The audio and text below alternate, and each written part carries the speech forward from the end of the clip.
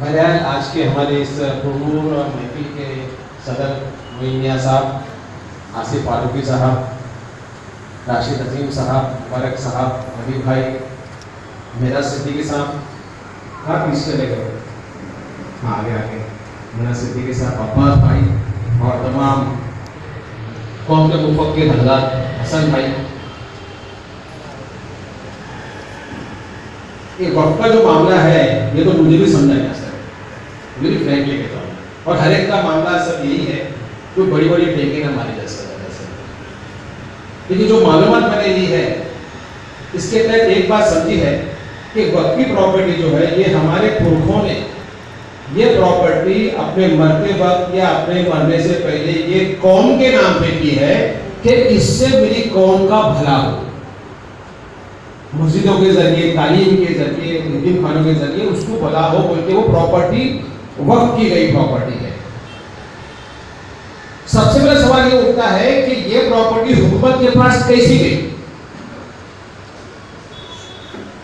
क्या शपथ हुकूमत के प्रॉपर्टी के ऊपर है?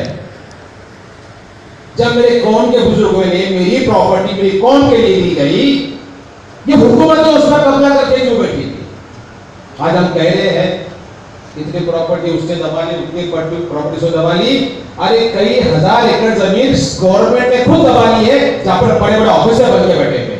मैं सही बोल रहा हूँ फारूकी साहब? इसके बारे में कोई कुछ नहीं कर रहा है।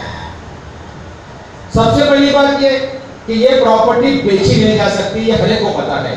फिर मुकेश अंबानी, वापिस नाम लूंगा उसका, जो बड़े चिंगारी जरूर लूंगा, मुकेश अंबानी ने अपना इतना बड़ा बंगला उस पर कैसे बनाया? क्या किराया दे रहा है वो? उसके अलावा नागपाड़ा का जो सेंटर बने बलवास का जो बना है वो भी वक्फी प्रॉपर्टी है, उसके बारे में कोई कुछ नहीं कहता है। और ये प्रॉपर्टी हमारे मरहूम अजीज साहब ने उनको दी है, ये उसकी मोहब्बत मुझे पूरी है। एम अजीज साहब जो गुजर चुके हैं, और हमारी प्रॉपर्टी किसी और ने बेची नहीं है, हमारे लोगों ने ही बेची है।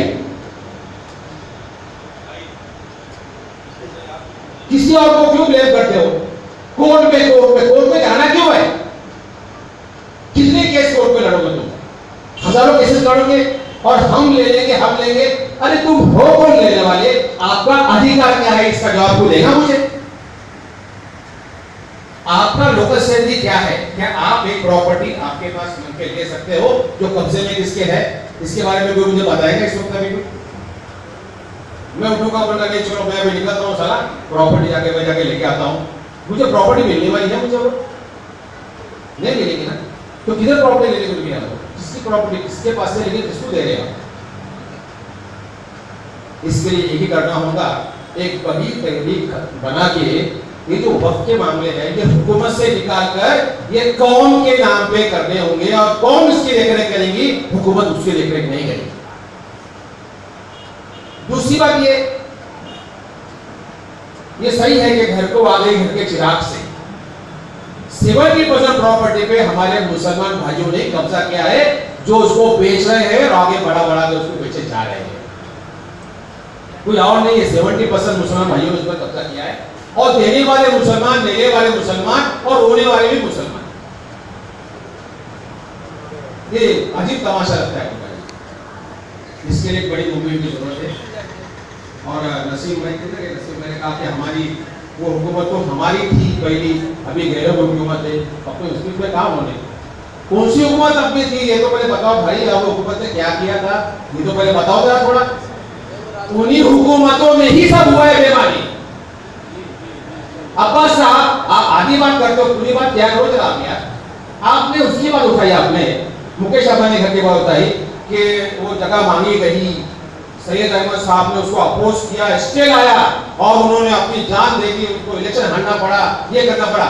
बाद में वो जमीन कैसी उसको वापस नहीं। इसका जवाब आपके पास में है?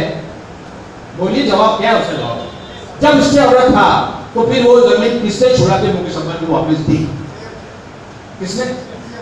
तो वही कह रहा हूं मैं, सीएम के बाद जब तक हम फाइल नहीं बनेंगे उसके बाद फाइल जाएगी किसी उसके पास में? और मेरी प्रॉपर्टी मुसलमानों की वक्फ की प्रॉपर्टी का फैसला करने वाला ये सीएम को होता है। ये मेरी कौन फैसला करेगी कि मेरी प्रॉपर्टी कहां जाए और कहां ना जाए? ये बात को समझ लो थोड़ा। मैं थोड़ा एकदम थोड़ा एग्रेसिव टाइप का आदमी हूं, इसको शायद बुरा लग रहा होगा, मैं किसी पॉलिटिकल पार्टी को नुकताचीनी करने नहीं आया हूँ। ये जो मेरे जज्बात जब थे अब है वही बता रहा हूँ। अगर मैं कुछ गलत कह रहा हूँ तो उससे मैं माफी चाहता हूँ। तो एक चीफ मिनिस्टर हमारी औकात के मिनिस्टर की बात को खत्म करके वो हुक्म जारी करता है कि मुकेश अंबानी को दिया जाए, और हम तमाम लोग सिर्फ चिंगारी को लेके भाग रहे हैं और रोते बैठे हुए हैं। क्यों रास्ते पर हम लोग नहीं उस पे आए? ये एक प्रॉपर्टी नहीं है, कई प्रॉपर्टी है जो गवर्नमेंट ने भी खुद उठा के रखी है। जब तक के इस बात के बारे में लोगों में चिंगारी नहीं, अब आग नहीं लगाई जाएगी, तब तक के मिलना नहीं है। सिर्फ मीटिंग चलती रहेंगी। आज यहाँ मीटिंग, कल वहां मीटिंग, परसों वहां मीटिंग, और मीटिंग ले लेके थक जाएंगे और थक के बैठ जाएंगे। और हम लोग का एक बात देखा मैंने, शुरुआत बड़े जोरों में होती है, बाद में एक दो दिन के बाद में, एक बार 2 महीने के बाद में उसके हवा खुद से निकल जाती है। ये हमारा हालत है। क्यों? बेईमानी उसमें घुस जाती है, उसमें कौन बड़ा कौन छोटा।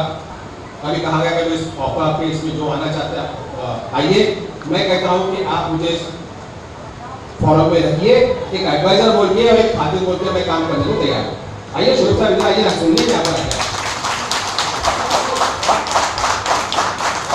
एक खातिर की तरह मुझे रखिए, जब आवाज देंगे तब मैं हाजिर होऊंगा।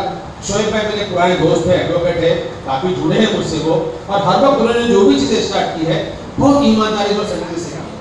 नशे का जब मामला उन्होंने उठाया था बहुत संगीन से करते, लेकिन बाद में वो मामला ठंडा हो गया, और उसके बाद में फिर अभी वक्त का मामला लिया, घर पे मेरे आए, मतलब बिल्कुल आपके साथ में हूँ और मैं आपके साथ में रहूँगा। लेकिन इस मूवमेंट को एक बहुत अच्छे तरीके से इसको पहचाना पड़ेगा।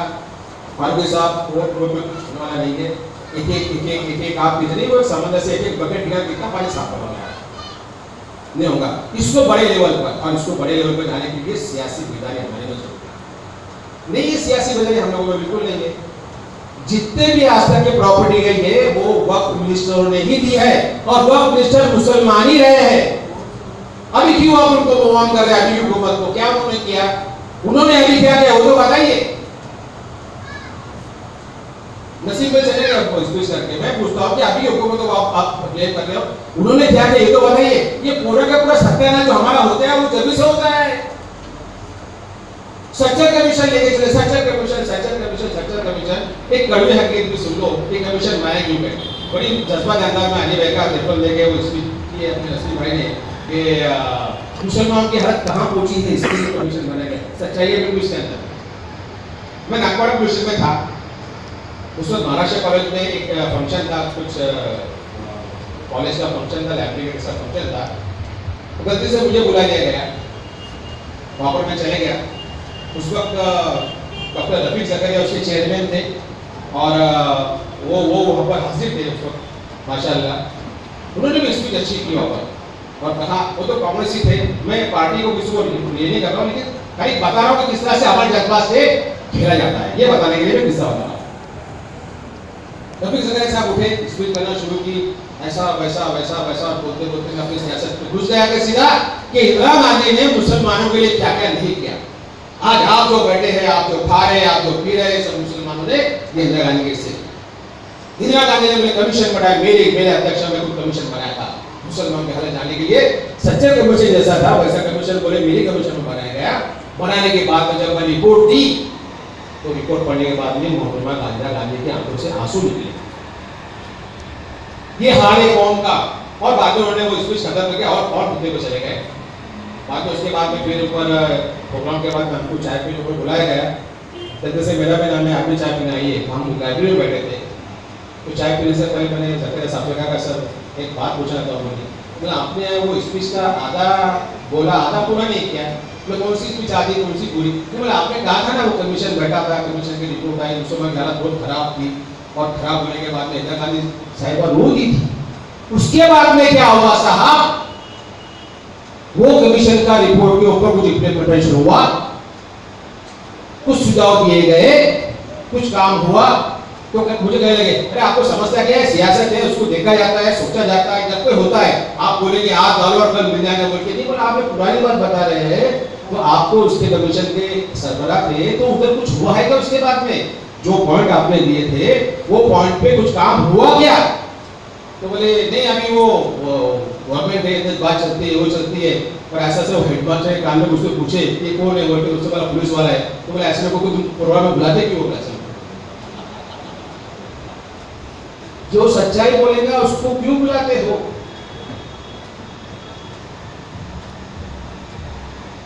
एक कमीशन है भाई, 9 कमीशन हुए आज तक के, फारूक हिसाब से बोलता हूं मैं, एक कमीशन नहीं है, सच्चा कमीशन 9वां कमीशन था, उसके पहले 8 कमीशन थे, 8 कमीशन बने, हर कमीशन में मुसलमान की हालत खराब खराब खराब खराब, और हर कमीशन में हालत बस से बदतर बदतर बदतर बदतर बदतर बदतर बदतर, और आखिर में भागिया उच्चमार बन गए। ये किसने किया? नसीम साहब के बतौर हमारी हुकूमत ने किया। पिछली हुकूमत हमारी हुकूमत थी, अभी भी तो गैरों की हुकूमत है, ये हमारे और गैरों को मुझे पूछा था कि नसीब में चले गए ऐसे है, नसीब में क्या है नहीं है नसीब में पूछा था। मैं देखो मैं सियासी स्पीच नहीं कर रहा हूं, मैं जज्बात में है, मैं ये बता रहा हूं कि किस तरह से हमको बेवकूफ बनाया गया, किस तरह से लूटा गया और किस तरह से आपको भिखारी बनाया गया। शोएब साहब आप जो कर रहे हैं इसको सही तरीके से करिए, मुझे बुलाइए, और जब तक के एक पब्लिक बड़ा प्लेटफॉर्म बनता नहीं है, एक बड़ी आवाज शाहबानों की तरह उठती नहीं है, तब तक के मीटिंगों पर मीटिंग इतनी लेता जा कि तो मीटिंग के नाम से परेशान हो जाए। इसके लिए एक मजबूत नायक की जरूरत है, और अगर मजबूत नायक नहीं कर सकते हो और सिर्फ आटिया फाटिया मारते रहोगे तो ऐसे बहुत से आटिया वक्त पे चल रहे भाई, तुम अकेले आटिया वाले नहीं हो, तो 2 रुपए 40 रुपया है ना, आप अकेले आटिया वाले नहीं है, तो आपके नाम पे कई आटिया बन रहे हैं और आटिया के धंधे भी अच्छे हो रहे हैं उसके अंदर, आपको पता है क्या? धंधे भी अच्छे हो रहे, धंधे कर रहे हैं, हमारी कौन को धंधा करे उसके अंदर, मेरे पास उसकी इन्फॉर्मेशन पूरी की पूरी है। अरे हमारे एक दोस्त, उन्हीं के राज में आपको कहा गया यार कोई वक्त का मैटर लाओ, कोई अच्छा बोले, बोला क्या करोगे, ये बोला आपका भी इंटरेस्ट है बोल के, मैं यूनिफॉर्म में था उस वक्त की बात, बोला क्या करने का नहीं, बोले कोई वक्त पे पॉलिटिक्स बनता है ना, हम थोड़ा वो जगह बताते हैं, हम दे देंगे कि कसम कुरान की बोल के बोलता हूँ, इतना खून आंसू सर हो यार, अरे यार तुमको माफिस बना के बिठाने का पड़ेगा, और तुम भेजते लिखते वैसे और एजेंट भेजो बात करने के लिए,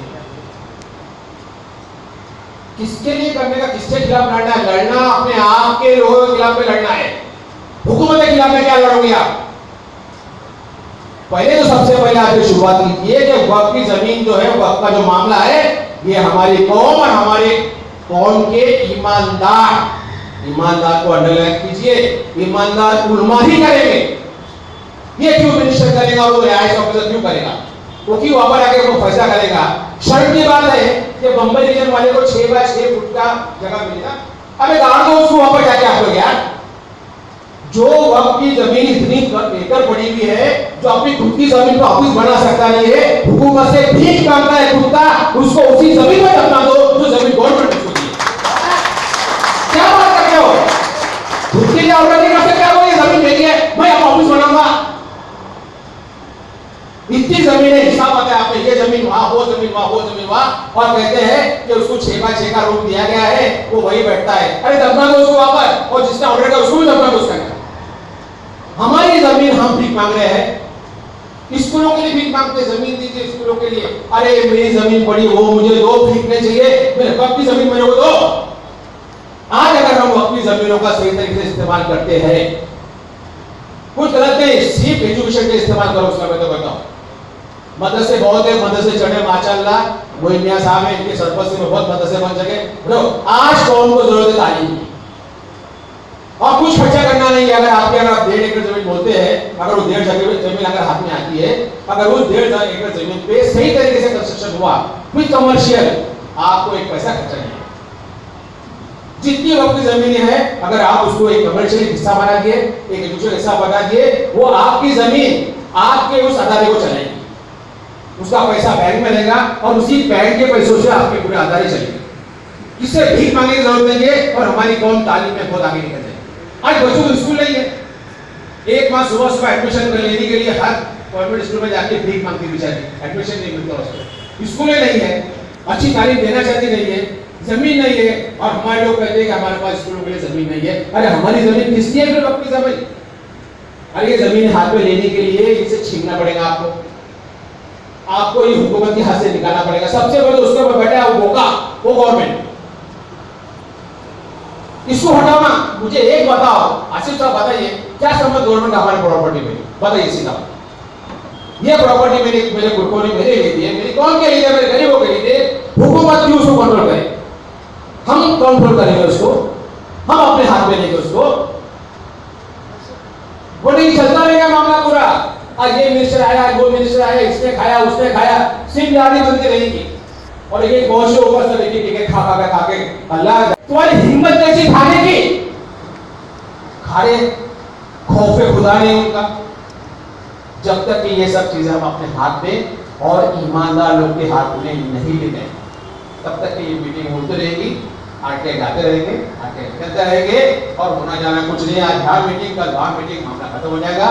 शोएब साहब, मैं ज़्यादा शायद टाइम ज़्यादा देना चाहिए, सॉरी शोएब साहब, मैं आपके साथ में हूँ, आपके इस मिशन के साथ में हूँ, और जो भी भाई इससे आगे बढ़ना चाहिए मैं उसके साथ में हूँ। लेकिन इस वक्त की प्रॉपर्टी को गवर्नमेंट के हाथ से छुड़ाने के लिए आपको पहला कदम उठाना पड़ेगा। बाकी सब बातें ऑटोमेटिकली हो जाएंगी। जिसका कहते हैं ना कि राजा की जान पोपट में है, पोपट मारा राजा मारा। तो इस तरह से ये हमारी प्रॉपर्टी अगर उनके हाथ से निकल गई ना, तो हम खुद अपना बोर्ड बना के वहाँ पर ईमानदार लोग रखे और वहाँ पर उसका सही इस्तेमाल करेंगे, तब कोई क्या कहेंगे हमारी कौम सबसे अमीर कौम बन जाएगी, हमारी कौम सबसे बड़ी पढ़ी हुई कौम बन जाएगी। और इंशाअल्लाह हमारा मुस्तकबिल बहुत साफ होगा। और जो हमारे पुरखों ने हमारी ये प्रॉपर्टी हमारे बच्चों के लिए कहते थे कि हमारे बच्चे पढ़े, तालीम ले, अदबी तालीम ले, मजहबी तालीम ले, जो उनका ख्वाब है अल्लाह उसको पूरा कर देगा। बहुत बहुत शुक्रिया, खुदा हाफिज़।